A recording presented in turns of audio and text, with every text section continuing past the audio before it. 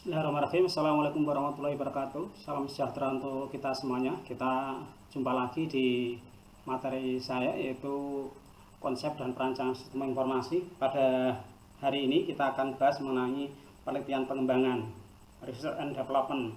Ya, pada pertemuan yang ke-10 ini kita akan bahas yaitu penelitian pengembangan. Baik, sebelum lebih lanjut saya bahas tentang penelitian pengembangan ini, ada baiknya saya sampaikan dulu yaitu tujuan daripada pembelajaran penelitian pengembangan untuk hari ini, yaitu yang pertama untuk penelitian pengembangan untuk hari ini yaitu berkaitan dengan yang namanya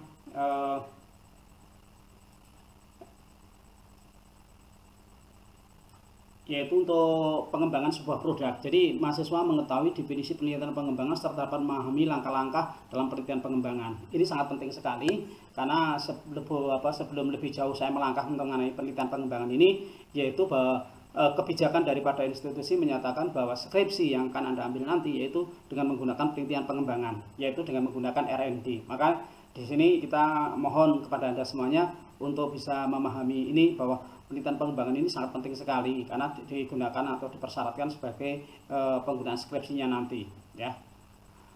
Oke, terus yang kedua adalah mahasiswa mampu mengaplikasikan model penelitian pengembangan ini dengan mengikuti langkah-langkah yang sudah ada dalam penelitian pengembangan untuk skripsi maupun untuk penelitian di luar. Nah, di sini nanti sudah ada langkah-langkahnya ketika nanti Anda melakukan yaitu skripsi, menyusun skripsi ini, langkah apa yang harus dilakukan di dalam tahapan-tahapan apa yang harus dilakukan di dalam pembuatan skripsi ini. Di sini di dalam pengembangan ini nanti untuk pengembangan sistemnya sudah ada langkah-langkahnya apa yang harus Anda lakukan di sini, yaitu adalah nanti kita akan menggunakan model penelitian yang sudah cukup ada, yaitu salah satunya yaitu menggunakan penelitian yang terkenal yaitu miliknya Bock and Gall, dan kalau di Indonesia yang kita kenal yaitu miliknya Sugiono. Nah, kita akan lihat penelitian pengembangan.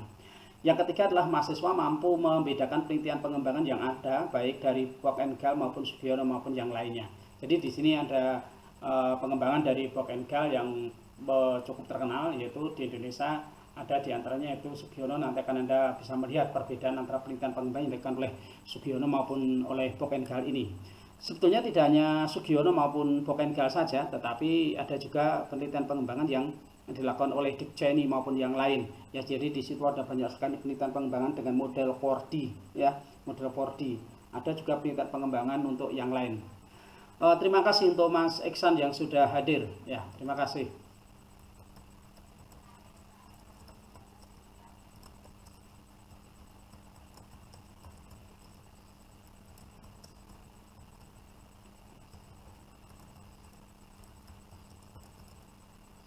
Oke, terima kasih untuk Mas Iksan ya untuk kehadirannya di channel ini. Jangan lupa untuk subscribe di YouTube-nya.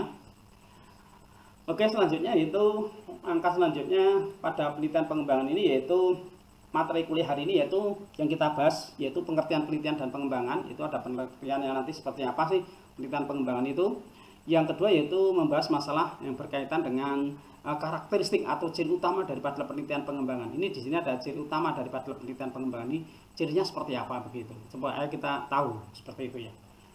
Yang ketiga adalah langkah-langkah dalam R&D, langkah apa yang harus kita jalankan. Karena di dalam penelitian pengembangan ini, yaitu kalau kita mengikuti pola atau metode yang telah disampaikan oleh Bock and Gall maupun Sugiono, nanti itu ada 10 langkah, yaitu ada tahapannya di situ. Tahap yang pertama itu sampai pada tahap yang ke-10 itu tadi. Terus berikutnya adalah kelebihan dan kekurangan daripada penelitian pengembangan ini. Terus nanti dilanjutkan dengan prosedur pengembangan itu seperti apa, laporan penelitian pengembangan. Nah, ini penting laporan penelitian pengembangan ini karena nanti ketika Anda akan menyusun skripsi ini, laporan penelitian pengembangan tentunya seperti ini. Ya, terus sistematika laporan penelitian dan R&D. Terima kasih untuk Mas Risa Rifai yang hadir ya. Oke, terima kasih.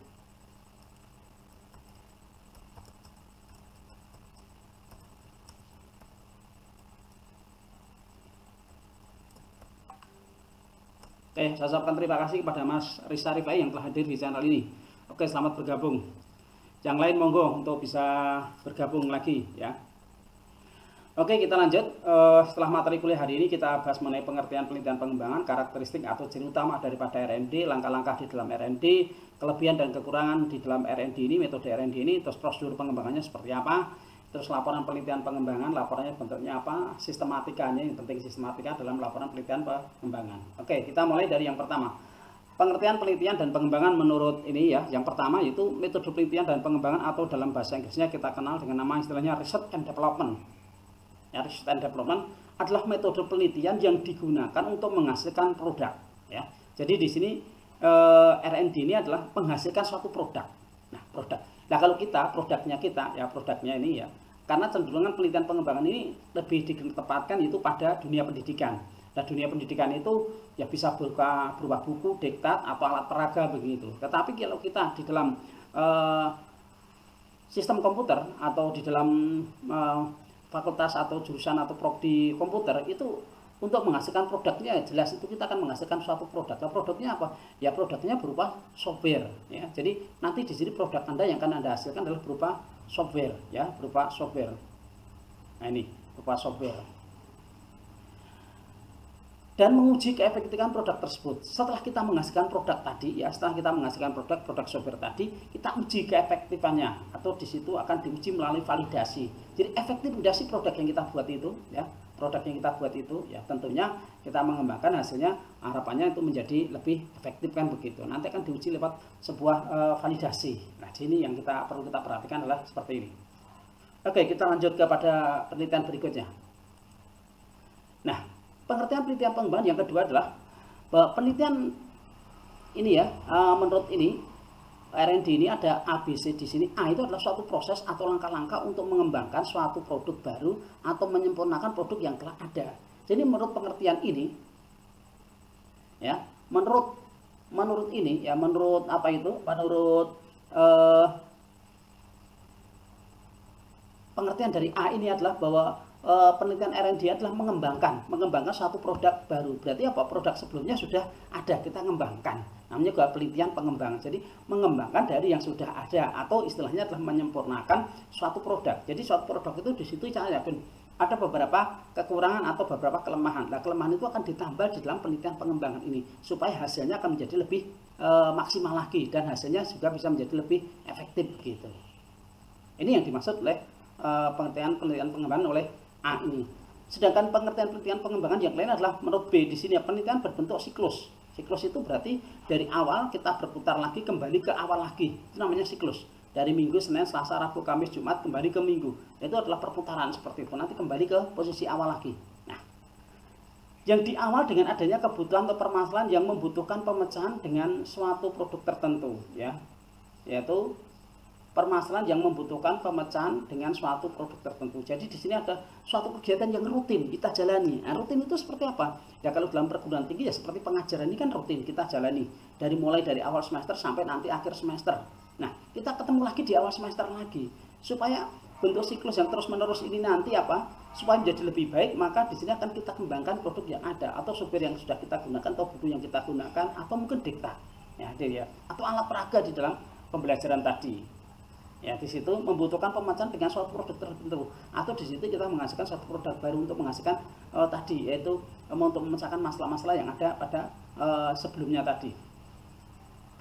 Yang ketiga adalah bahwa metode penelitian yang digunakan untuk menghasilkan produk tertentu dan menguji keefektifan produk tersebut ini sama dengan yang ada di dalam di depan tadi, yang di pertama tadi, yaitu yang sudah menjelaskan bahwa di sini akan menghasilkan suatu produk dan menguji keefektifan daripada produk tersebut.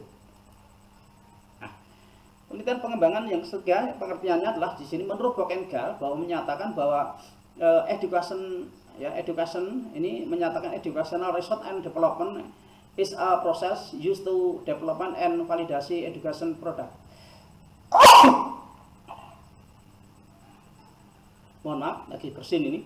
Nah, yang mana artinya bahwa penelitian pengembangan pendidikan atau R&D merupakan sebuah proses yang dipakai untuk mengembangkan dan memvalidasi produk pendidikan.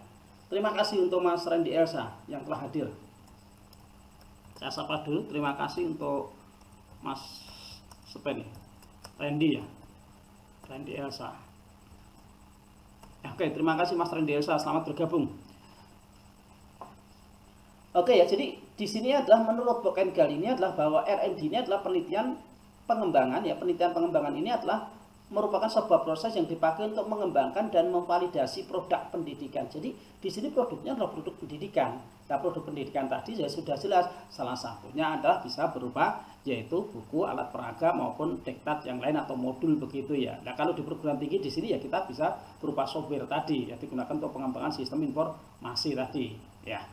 Oke, terima kasih Mas Suyati.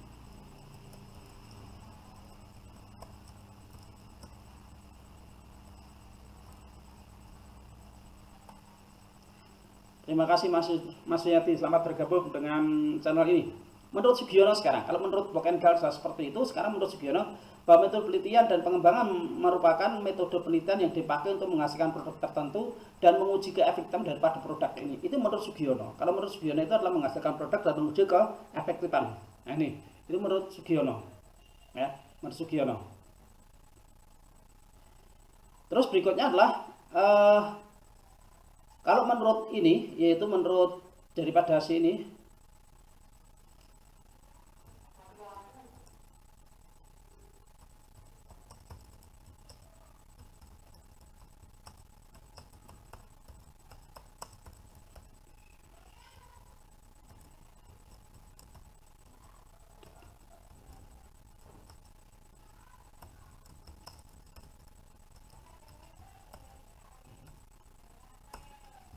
doh.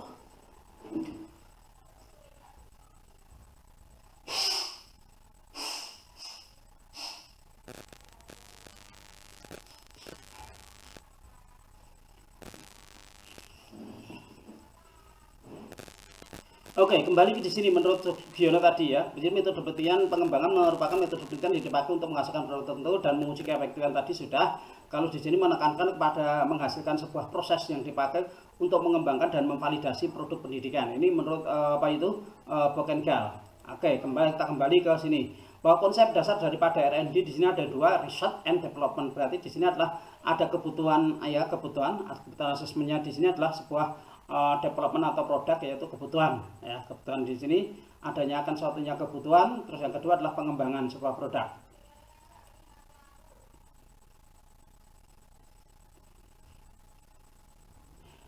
Tujuan daripada R&D adalah menjembatani kesengajaan antara sesuatu yang terjadi dalam penelitian pendidikan dengan praktek pendidikan. Ini yang terjadi adalah tujuan R&D adalah seperti ini, karena memang tujuan R&D ini adalah memang diarahkan ke dalam dunia pendidikan, sehingga di sini yang ditekankan adalah yaitu pada dunia pendidikan seperti itu ya, dunia pendidikan. Yang kedua adalah menghasilkan produk penelitian yang dapat digunakan untuk mengembangkan mutu pendidikan dan pembelajaran secara efektif. Di sini supaya apa? Dengan adanya R&D ini berarti mutu pendidikannya akan menjadi lebih baik ya, mutu pendidikannya menjadi lebih baik. Terus di situ pembelajarannya juga efektif. Itu yang kedua. Dan yang pertama tadi adalah menjembatani, ada kesenjangan yang terjadi ketika antara teori dengan praktikumnya, supaya tidak terjadi hal demikian. Bagaimana? Maka tujuan daripada R&D hadir seperti itu. Oke, kita lanjut ya. Nah, R&D dalam penelitian ini yaitu adalah macam-macam metode penelitian. Di sini berdasarkan tujuan penelitiannya atau berdasarkan tingkat kealamian tempat penelitiannya. Di sini ada dua, yaitu macam-macam penelitian ini berdasarkan tujuan, yaitu penelitian dasar, ini penelitian pengembangan dan penelitian terapan.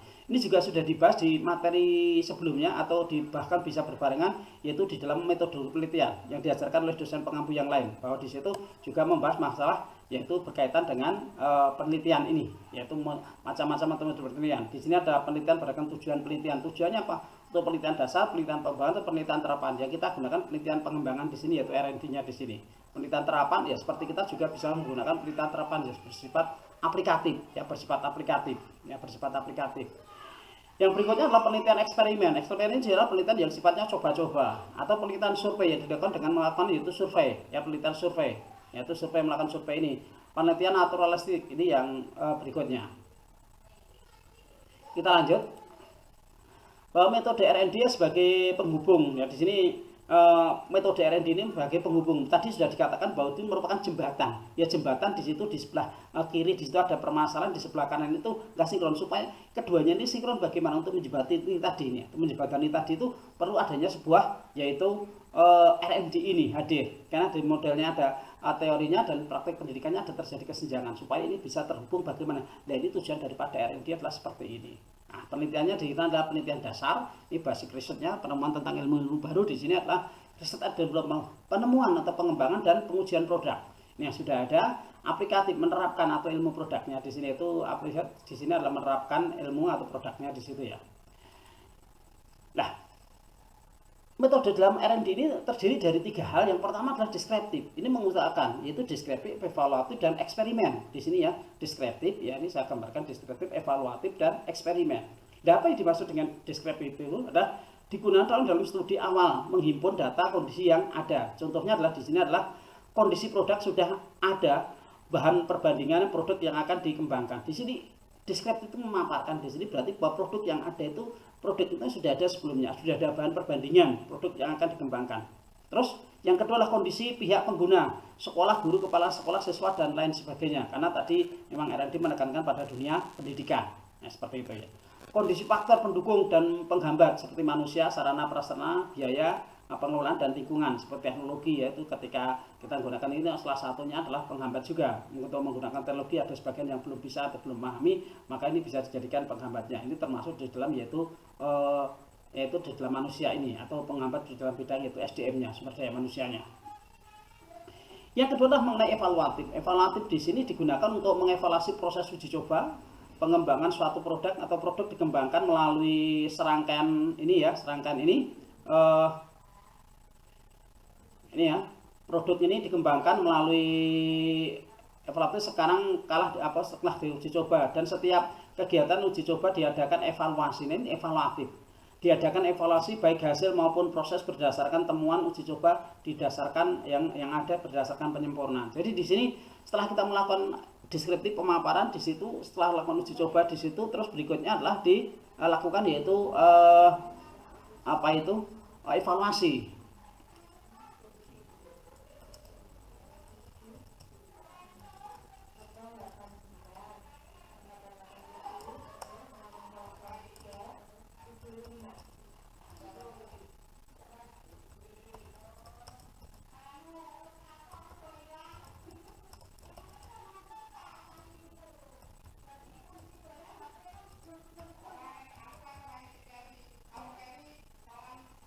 Oke ya, terus eksperimen di sini adalah digunakan untuk menguji keampuhan produk yang dihasilkan pada uji coba pengukuran baru dalam kerangka pengembangan produk ya.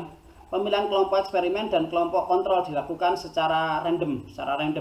Perbandingan hasil dua kelompok eksperimen menyempurnakan tingkat kemampuan dari produk yang dikembangkan. Jadi sini melakukan uji coba, eksperimen coba-coba di situ. Kita bandingkan antara produk satu dan produk yang kedua, terus kita bandingkan juga dengan produk yang ketiga, mana yang lebih bagus di antara beberapa produk yang ada tadi dengan melakukan uji coba atau eksperimen tadi. Ini yang dimaksud dengan penggunaan yaitu metode penelitian eksperimen.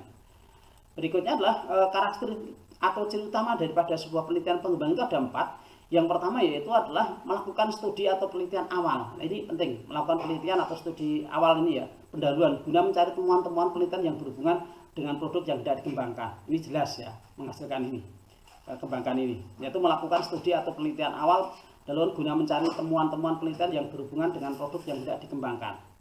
Nah, yang kedua adalah mengembangkan produk. Jadi setelah melakukan penelitian awal, yang berikutnya adalah mengembangkan produk berdasarkan hasil temuan awal tadi. Yang ketiga adalah melakukan yaitu pengujian lapangan dalam setting atau situasi senyata mungkin supaya terjadi di lapangan itu bentuknya seperti apa, sehingga kita tahu, sehingga nanti pengujian di lapangan atau di setting di sini itu akan menjadi lebih, produk itu akan menjadi tersebut nanti akan dipakai, yang akan dipakai bentuknya seperti apa. Yang keempat adalah bahwa melakukan revisi. Ini jelas ya, setelah kita lakukan di lapangan, studi di lapangan, terjadi ada permasalahan, terjadi pergeseran atau terjadi perubahan-perubahan yang ada, maka perlu adanya sebuah revisi ya, revisi guna memperbaiki kelemahan-kelemahan yang ditemukan pada tahap-tahap pengujian lapangan. Setelah dilakukan uji lapangan tadi, otomatis ada beberapa kendala atau kelemahan-kelemahan dari ada sistem itu kita lakukan revisi ya. Direvisi, artinya direvisi itu apa? Ya dilakukan perbaikan ini tadi. Nah gitu ya. Oke, kita lanjut ya. Nah, berikutnya adalah langkah-langkah R&D model Book and Gall yang dilakukan oleh modelnya adalah Book and Gall. Di sini ada 10 langkah. Yang pertama adalah research and information collection, mengumpulkan informasi ya, melakukan penelitian dan mengumpulkan sebuah informasi, yaitu melakukan planning atau perencanaan, dilanjutkan dengan developmentary from product, menguji produk awalnya dulu, setelah itu primary lagi testing, uji coba ya, menghasilkan sebuah produk awal. Di sini melakukan uji dalam skala kecil dulu, boleh dikatakan seperti itu. Main produk yaitu berarti melakukan revisi, dan setelah itu diuji coba lagi ya, mungkin skala lebih besar lagi. Di situ setelah itu melakukan operasional produk, kita bisa melakukan operasi ya, operasi, terus operasional testing ya, mencoba di situ. Setelah itu melakukan operasional field testingnya di sini. Nah, di testingnya di sini yaitu kita uji coba. Terus selanjutnya adalah final produk. Setelah final produk selanjutnya kita akan melakukan yaitu diseminasi atau implementasi, yaitu penyebarluasan produk yang sudah ada. Nah, kita akan ikuti berikutnya atau langkah-langkah selanjutnya, itu bentuknya adalah lebih jelasnya seperti ini. Nah, ini pada research and information collection ini adalah penelitian atau pengumpulan data di sini di awal, di situ ya, pengumpulan data di awal ini, yaitu yang pertama adalah pada tahap ini paling tidak ada dua yang harus dilakukan. Ada dua ya, ada dua. Berarti di sini ada dua hal. Yang pertama yaitu mengenai ini, yaitu studi literatur. Nah, studi literatur itu berkaitan dengan studi, kita lihat di perpustakaan, lihat buku atau catatan yang ada atau jurnal yang ada di situ yang sudah melakukan penelitian itu seperti apa begitu. Itu namanya studi literatur. Kita baca buku literaturnya seperti apa, hal yang pernah dilakukan sebelumnya seperti apa. Yang kedua adalah yaitu studi lapangan, terjun langsung ke lapangan, bentuknya seperti apa. Mungkin antara itu agak sedikit terjadi perbedaan, maka kita bisa melakukan studi literatur yaitu untuk memperkuat karya, ya, untuk memperkuat pemikiran kita atau sumber-sumbernya dari sini. Nah, itu. Yang kedua studi lapangan. Terus yang berikutnya studi literatur untuk menemukan konsep dan landasan teori yang memperkuat suatu produk. Jadi produk ini telah dilakukan oleh siapa, itu kan akan jelas di situ. Melalui studi literatur dikaji pula ruang lingkup suatu produk, keluasan penggunaan, kondisi pendukung, dan lain-lain. Langkah-langkah yang tepat untuk mengembangkan produk dan memberikan gambaran hasil penelitian terdahulu sebagai bahan perbandingan untuk mengembangkan. Jadi dengan adanya literatur yang sudah ada, kita tahu bahwa produk ini sudah dikembangkan sebelumnya. Dengan adanya dikembangkan sebelumnya, kita sudah bisa mempelajari kelemahan-kelemahan daripada produk tersebut, sehingga kita bisa mengembangkan, bisa menambahnya menjadi lebih bagus lagi. Artinya seperti itu. Yang kedua adalah perlu juga dilakukan studi lapangan, disebut dengan pengukuran kebutuhan atau asesmen lab tadi ya. Nah, itu pengukuran kebutuhan dan penelitian dalam skala kecil. Nah, pengembangan produk sebaiknya didasari pengukuran kebutuhan, itu need assessment tadinya. Di sini bentuknya adalah seperti ini, berdasarkan kebutuhan yang ada di lapangan itu seperti apa sih ketika kita kembangkan produk ini. Ya, produk itu kita kembangkan, terus sesuatu itu kejenakan itu saya butuh produknya seperti apa, maka akan dilihat dari sini, yaitu sebaiknya didasari pengukuran kebutuhan ini. Langkah yang kedua menurut Bokengal yaitu adalah planning atau perencanaan. Berdasarkan studi pendahuluan dibuat perencanaan rancangan produk mencakup ini, ada tujuan penggunaannya, tujuan penggunaan produk ini tujuannya apa sih begitu. Siapa pengguna produk tersebut, dan siapa yang akan menggunakan produk tersebut ya. Kalau dalam dunia pendidikan, bahwa di sini kita akan membuat yaitu dibuat rencana atau rancangan produk-produk yang mencakup yaitu tujuan penggunaan produk. Tujuan ini siapa yang menggunakan produk ini? Apakah guru atau mahasiswa atau dosen atau mahasiswa di situ. Siapa pengguna produk tersebut? Setelah kita buat oleh dosennya, siapa yang akan menggunakan? Apakah orang umum atau mahasiswanya atau siswanya atau gurunya di situ. Deskripsi komponen produk dan penggunaannya. Artinya apa? Kita menjelaskan manual produknya bentuknya seperti apa, supaya produk yang kita hasilkan itu bisa ada bentuk-bentuk penuntunnya atau manualnya, bentuknya seperti itu, atau mendeskripsikan daripada sebuah produk tadi. Kalau sekarang ada manual booknya untuk mengerjakan produk tersebut, ya itu hal yang wajar. Sekarang ada tuntutannya, yaitu adanya manual produk. Dalam pengembangan produk perlu dirumuskan penentuan produk, penyusunan produk awal, uji coba produk awal di lapangan, penyempurnaan draft, uji coba draft yang sudah disempurnakan, pengujian produknya di situ ya. Nah, ini yang perlu kita perhatikan adalah seperti itu.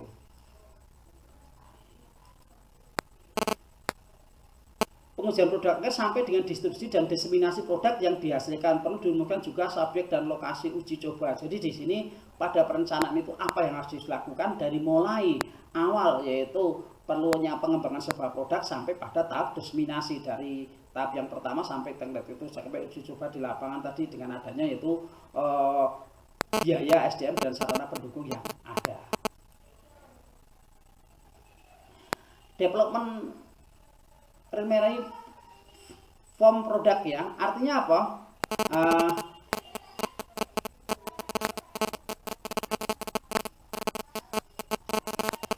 Pengembangan produk merupakan draft kasar dari produk yang akan dibuat. Meskipun demikian, draft produk ini tersebut harus disusun selengkapnya dan sempurna mungkin. Ini namanya adalah produk awal. Produk awal ini berarti apa? Kita susun, bentuknya masih dalam bentuk draft atau kasar begitu ya.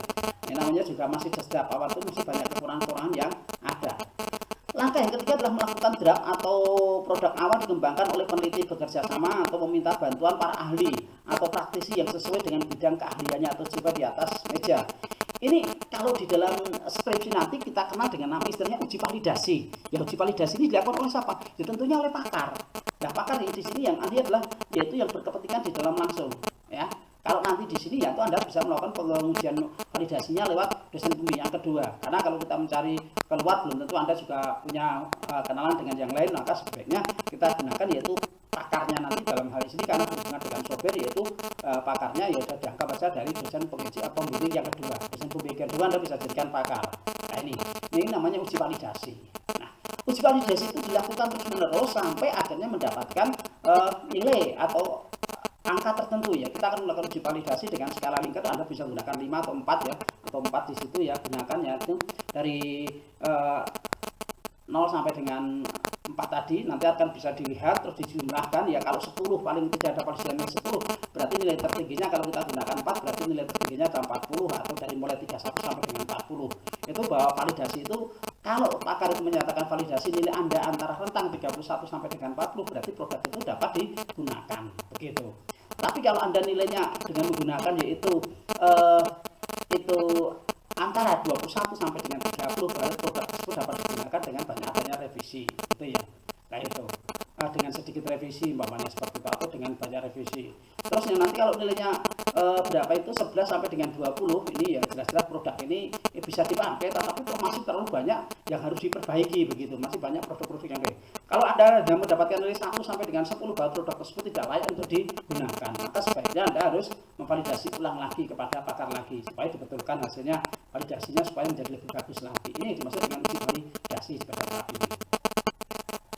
Ini adalah contoh untuk penggunaan validasinya. Anda bisa gunakan di sini, saya menggunakan skala Likertnya dengan 4. Apakah desain arsitektur sistem sudah sesuai dengan garis besar sistem dengan benar? Maka di sana nanti ahli akan mencetaknya di sini atau dosen pembimbing yang kedua akan memberikan nilainya berapa. Kalau nilainya 1 tadi sampai dengan nilainya tadi 10, maka produk tersebut tidak dapat digunakan. Paling tidak Anda harus bisa menggunakan produk tersebut nilainya yaitu antara 31 sampai dengan 40. Berarti produk tersebut untuk layak digunakan dengan sedikit yaitu revisi gitu. Main product revision yaitu uji coba atau evaluasi oleh ahli bersifat pemikiran atau judgment. Dia tidak langsung menjatuhkan gitu, tidak berdasarkan analisis dan pertimbangan logika dari para peneliti dan ahli. Uji coba lapangan akan mendapatkan kelayakan secara mikro, kasus demi kasus, untuk kemudian ditarik kesimpulan secara umum atau digeneralisasi. Tadi sudah ada di sini berdasarkan di atasnya tadi, maka akan dilihat di sini apakah gambar activity diagram sudah sesuai dengan pemodelan proses yang terjadi pada sistem dengan benar. Maka di sini kan kita lihat gambarnya itu bentuknya seperti apa, nanti dapatkan nilai berapa. Nah, ini akan kita lihat. Ini uji validasi pada tahap yaitu yang pertama itu oleh pakar. Nah, ini main produk tadi, terus adanya itu uji coba di sini yaitu main file testingnya. Setelah dilakukan validasi sudah dilakukan dengan benar ya. Setelah uji coba di atas meja maka dilakukan uji lapangan di sekolah maupun di laboratorium. Menurut Bockenhill, uji coba lapangan produk awal disarankan dilakukan pada 1 sampai dengan 3 sekolah dengan jumlah responden antara 10 sampai dengan 30 orang. Nah, kita kalau penggunaan skripsi ya kita lakukan uji coba sendiri aja di sini ya. Kalau ini sudah dilakukan di sekolah karena memang programnya berpendidikan untuk skala kecil ya, 1 sekolahan dulu lah, ruang lingkupnya 1 sekolahan dulu atau sampai 3 sekolahan atau mungkin 10 sampai 30 orang yang untuk melakukan uji coba. Nanti kalau sudah terakhir final bisa dilakukan 1 sampai dengan 5 sekolahan, bisa sampai orangnya 30 sampai dengan 100 orang begitu ya. Jadi menurut Bockenhill. Terus berikutnya adalah ini ya, ini contoh penggunaan indikator yaitu validasi yang kedua nanti ya. Penggunaan validasi yang kedua ini untuk menggunakan validasi yang kedua akan dilakukan oleh user atau pengguna. Pengguna akan menyatakan seperti apakah tampilan desain user interface-nya sudah sesuai dengan yang diharapkan oleh pengguna atau user friendly begitu. Nah, ini nanti yang memvalidasi adalah itu tadi. Kalau tadi di awal tadi sudah ada desain pakarnya, di sini adalah yaitu desain ahli yang menggunakan ya, yang menggunakan daripada sistem ini. Kalau yang menggunakan itu seperti ini kurang pas ya, nanti Anda bisa merubah, melakukan revisi lagi. Ini contoh. Apa program yang sudah dibuat dapat dengan mudah digunakan. Nah, ini penggunaannya itu. Walaupun kalau programnya itu kita dibuat bentuknya seperti itu, tapi kalau sulit untuk menggunakan juga sama saja, tidak user friendly begitu. Sehingga nanti operator itu juga akan menjadi susah sendiri. Ini yang dimaksud dengan penggunanya bentuknya seperti itu. Ini contoh-contoh validasi yang lain, indikatornya tadi. Nah, ini Operasional product revision. Selama melaksanakan uji coba lapangan, peneliti mengadakan pengamatan secara intensif dan mencatat hal penting yang dilakukan oleh responden yang akan dijadikan bahan untuk penyempurnaan produk awal tadi. Karena tadi sudah diuji coba oleh user atau pengguna, maka di situ kita perlu melakukan revisi. Oh, ternyata ini. Nah, revisinya nanti juga sama dengan di atas tadi, di validasi tadi. Cuma kalau di validasi itu hanya 1 orang atau 2 orang cukup. Nah, kalau di sini itu bisa lebih dari 2 orang, 3 orang, tergantung daripada produknya. Ya.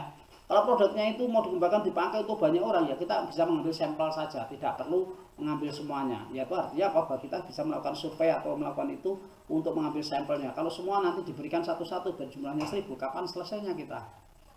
Itu ya.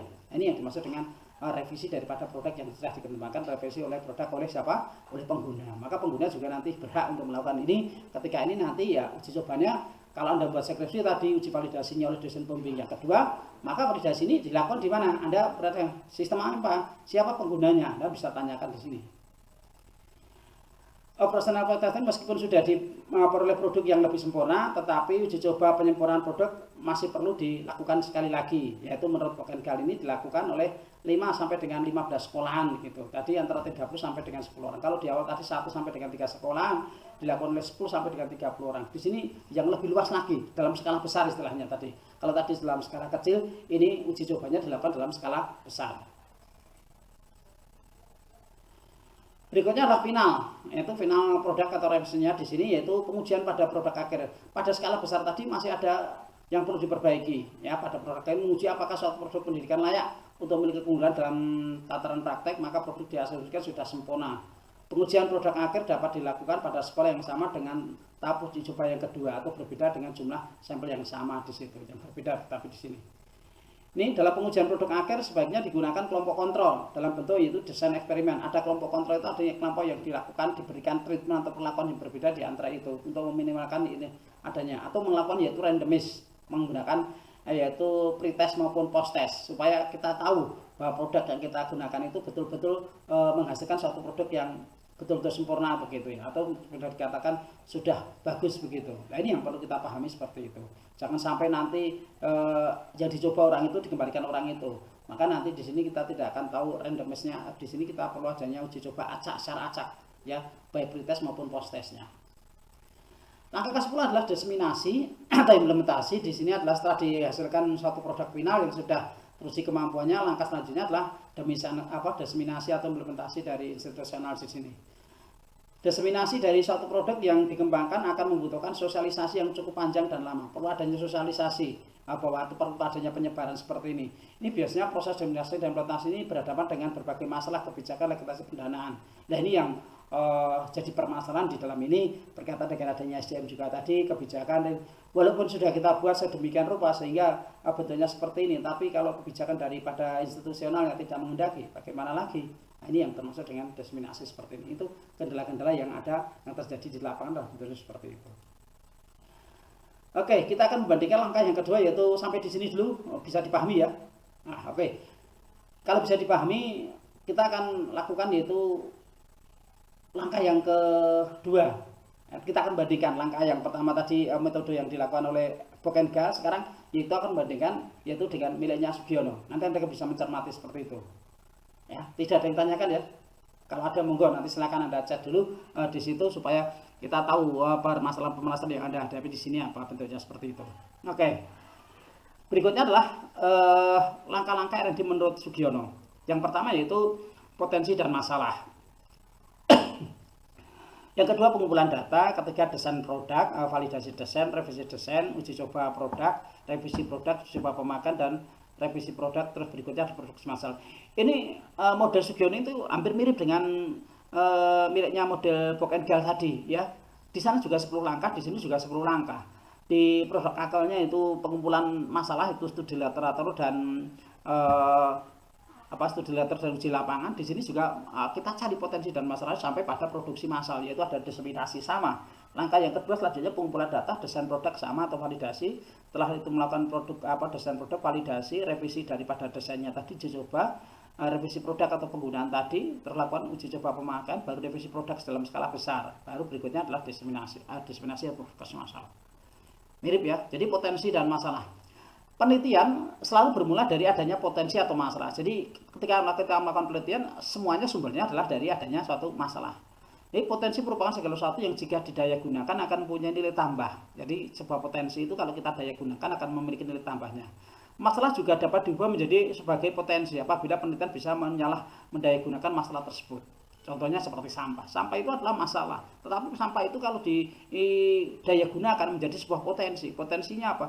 Digunakan untuk pembangkit listrik, seperti itu. Atau untuk menggunakan energi yang ada di dalam sampah tadi. Ini yang dimaksud dengan potensi dan masalah. Dan masalahnya di situ kita daya gunakan supaya menjadi sebuah potensi. Yang kedua adalah mengumpulkan informasi. Sudah potensi dan masalah bisa ditunjukkan secara faktual dan up to date. Langkah berikutnya adalah mengumpulkan berbagai informasi dari studi literatur. Kalau tadi di dalam Vokengal itu adanya di pertama, yaitu dengan adanya yaitu apa tadi ya, research and information, apa tadi pengumpulan informasi ya di situ. Di sini juga sama, mengumpulkan informasi dan studi literatur dari buku-buku yang sudah atau dari penelitian yang ada sebelumnya atau produk-produk yang ada sebelumnya, sehingga kita tahu produk-produk yang akan kita kembangkan itu sudah ada sebelumnya, sehingga kita bisa mengembangkan dengan mudah karena kita bisa melihat catatan-catatan yang ada dari produk tersebut untuk kita kembangkan. Langkah selanjutnya desain produk. Produk yang dihasilkan dari suatu penelitian ini ada banyak sekali jenisnya. Untuk menghasilkan sistem baru, maka haruslah dibuat rancangan baru, ya, rancangan baru kerja berdasarkan penelitian terhadap sistem kerja lama sehingga bisa ditemukan kelemahan-kelemahan terhadap sistem tersebut. Nah ini desainnya, kita desain produk sama dengan tadi, yaitu desain produk.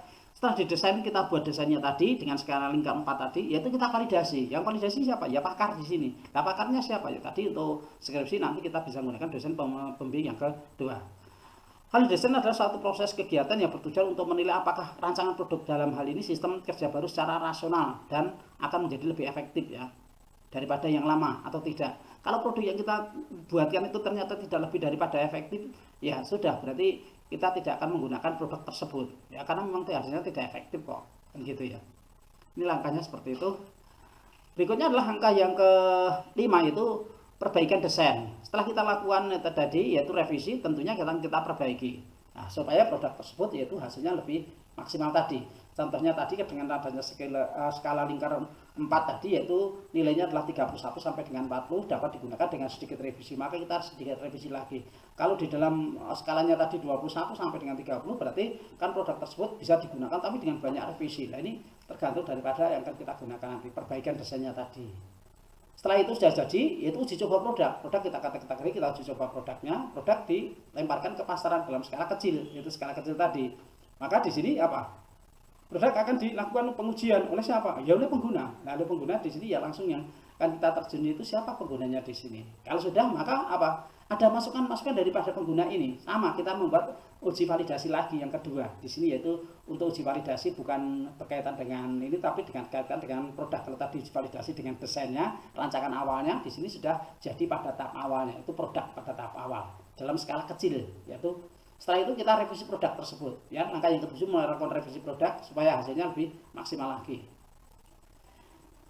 Langkah yang ke-8 melakukan uji coba pemakaian lagi dalam skala yang lebih besar lagi, ya, melakukan uji coba dalam skala yang lebih besar lagi sehingga hasil produknya ini akan bisa lebih maksimal atau dalam skala lebih besar lagi. Kalau sudah dilakukan uji coba dalam skala besar lagi, ada masukan-masukan lagi dalam bentuk itu. Kalau dalam bentuk skala kecil tadi ada masukan, kita perbaiki. Sekarang dilakukan uji coba lagi, diluncurkan kembali, terus kita minta masukan dalam skala yang lebih besar tadi.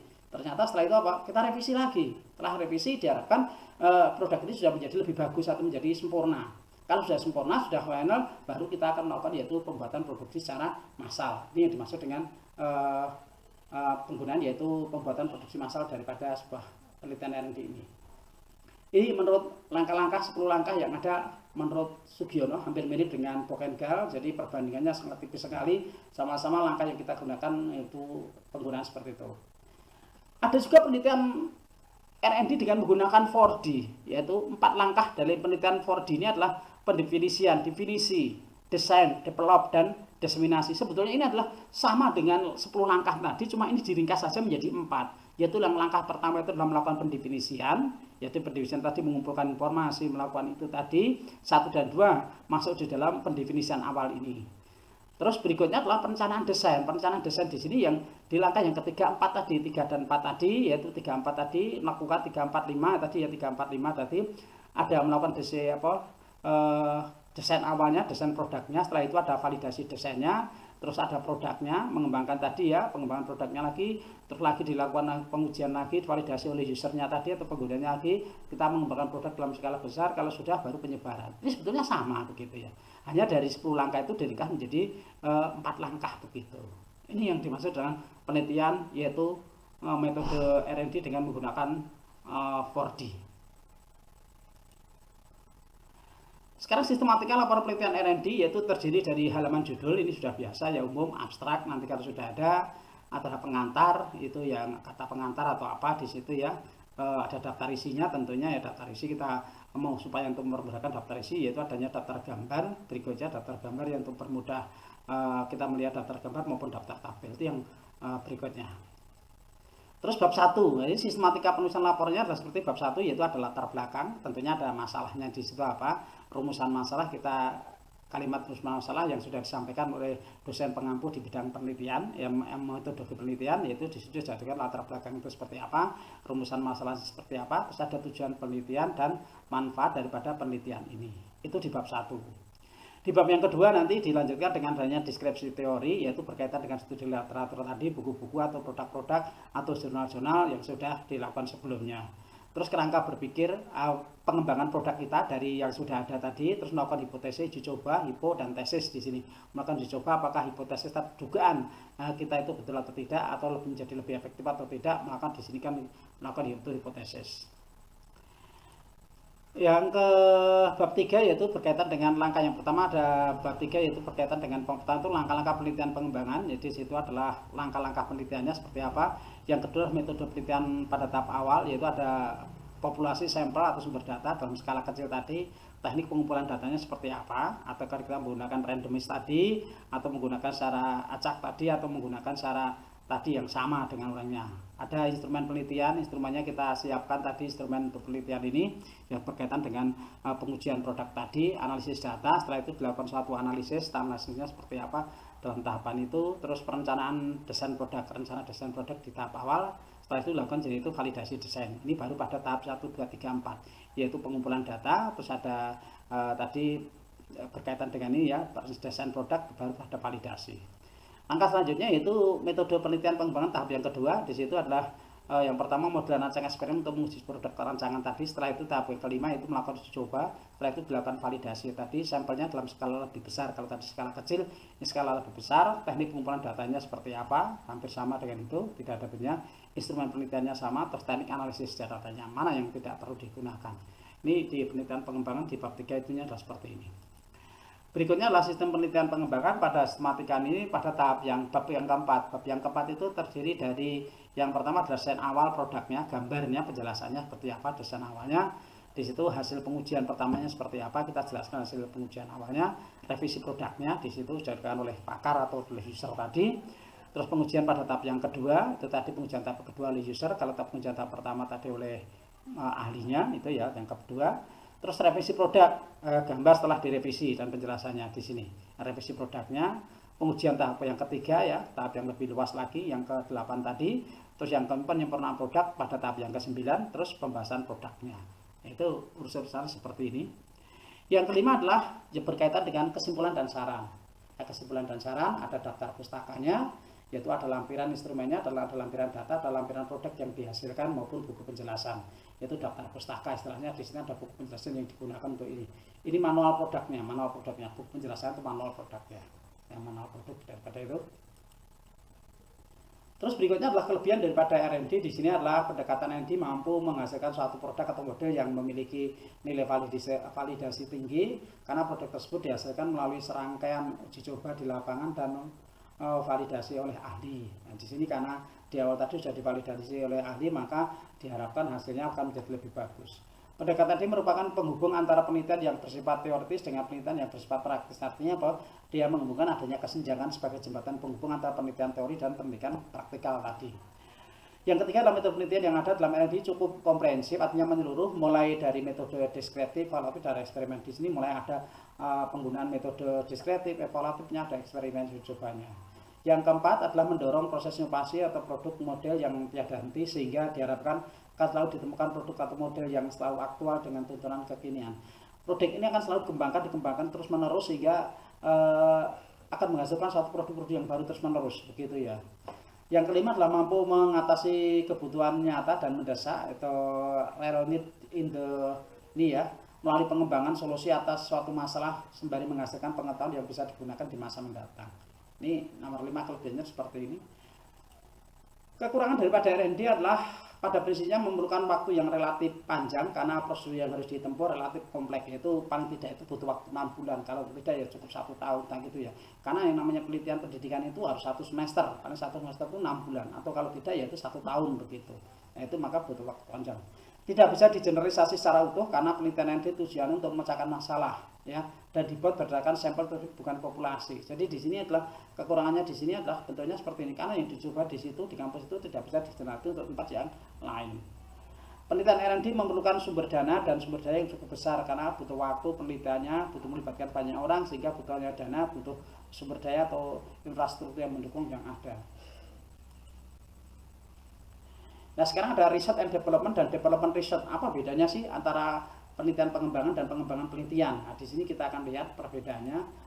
Perbedaan antara R&D dan development di sini fungsinya adalah untuk menghasilkan produk. Atau R&D research and development itu menghasilkan produk tertentu ya, atau menguji keefektifan dari produk ini untuk mengembangkan produk atau inovasi. Namun tidak menguji teori, ini tidak ada teorinya. Di sini akan menghasilkan suatu teori baru.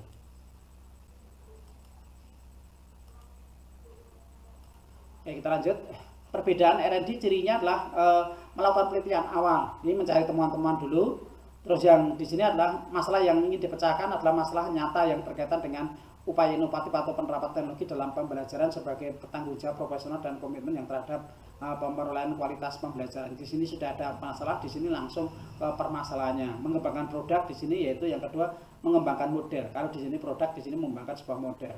Dilakukan uji coba lapangan dalam situasi senyata mungkin. Di sini yaitu proses pengembangan produk validasi dilakukan melalui uji ahli dan uji coba lapangan secara terbatas perlu dilakukan. Ini melakukan revisi untuk memperbaiki kelemahan-kelemahan yang ada. Perbedaan berikutnya adalah langkah-langkah penelitian. Langkah penelitian mengumpulkan bahan, perencanaan, pengembangan produk awal, uji coba produk, ada sampai 10 langkah. Di sini yaitu persiapan awalnya tadi ada formatif evaluasi, di sini evaluasi pada diri, ada analisis bahan, desain perangkatnya, ada prototipenya. Ini perbedaan antara R&D dan development research, pengembangan riset. Yang terakhir yaitu penutup atau kesimpulan bahwa metode penelitian R&D adalah metode penelitian yang digunakan untuk menghasilkan produk tertentu dan menguji keefektifan dan kevalidan produk tersebut atau keefektifan ini ya. Metode penelitian antara Bokengal hampir mirip dengan penelitian yang dilakukan oleh Sugiono. Langkah-langkah dalam Bokengal atau Sugiono sama, yaitu ada 10 langkah mulai dari potensi dan masalah sampai pada produksi masalah atau desinisiasi. Langkah yang ringkas adalah dengan pengembangan 4D karena di situ hanya melakukan pengembangan dari 4, itu ada definisi, diseminasi, terus ada berikutnya adalah pengembangan sampai terakhir yaitu diseminasi penyebaran. Nah ini yang dilakukan pada prinsipnya dari 4 langkah ini sebetulnya adalah ringkasan daripada 10 langkah yang ada. Ini yang bisa saya sampaikan hari ini untuk penelitian pengembangan untuk hari ini. Tapi sebelum saya tutup, ini ada kuesioner yang harus Anda jawab ini ya. Jadi Anda bisa melakukan ini, pertanyaan ini ya. Hal yang paling mendasar dalam metode penelitian pengembangan adalah ini, validasi dan efektif, produk dan efektif, produk dan proses dan efektif. Nah ini yang dimaksud dengan pernyataan pertama, itu berkaitan dengan penelitian pengembangan tadi, bahwa penelitian pengembangan menghasilkan suatu produk dan yang efektif ini. Yang kedua adalah yaitu metode yang digunakan untuk menghasilkan produk tertentu dalam penelitian pengembangan adalah melakukan analisis data, eksperimen atau kualitatif atau kuantitatif. Nah ini Anda bisa melakukan itu untuk melakukan metode yang menghasilkan produk tertentu, yaitu ini. 3, metode yang digunakan untuk menguji keefektifan pada produk tersebut supaya bisa berfungsi di masyarakat luas. Nah ini. Keempat di sini yaitu tujuan utama penelitian pengembangan selain menemukan dan mengembangkan menurut Sugiono adalah ini. Ini tadi ya. Menurut Sugiono ya, menurut Sugiono nanti kita bisa melihat di sini. Nomor 5 yaitu berikut adalah karakteristik penelitian pengembangan menurut Sugiono tadi ada 4, yaitu untuk penelitian pengembangan karakteristiknya ada 4, yaitu melakukan penelitian awal, mengembangkan produk, pengujian lapangan maupun uji coba produk. Maka silakan Anda pilih kecuali di sini. Nomor 6, apa yang dimaksud dengan potensi dan penelitian? Ya, menurut Sugiono potensi itu apa? Tadi sudah saya jelaskan bahwa melakukan penelitian awal dan mengembangkan produk dan melakukan validasi sesuatu yang jika didaya gunakan akan punya nilai tambah mendaya gunakan masalah. Nah ini kita lihat pada apa yang dimaksud dengan potensi. 7. Apa yang dimaksud dengan validasi desain dan penelitian R&D menurut Sudiono? Apa yang dimaksud dengan validasi tadi? Yaitu proses untuk menilai apakah rancangan produk tersebut akan lebih efektif, proses mengembangkan produk agar produk tersebut sempurna, proses pengujian lapangan untuk menghasilkan produk, atau proses uji coba produk yang baru saja dihasilkan. Ini kuesioner yang bisa Anda jawab ya, nanti untuk minggu depan kita bisa lakukan ini kuesioner, kumpulkan begitu ya. Terima kasih. Assalamualaikum warahmatullahi wabarakatuh.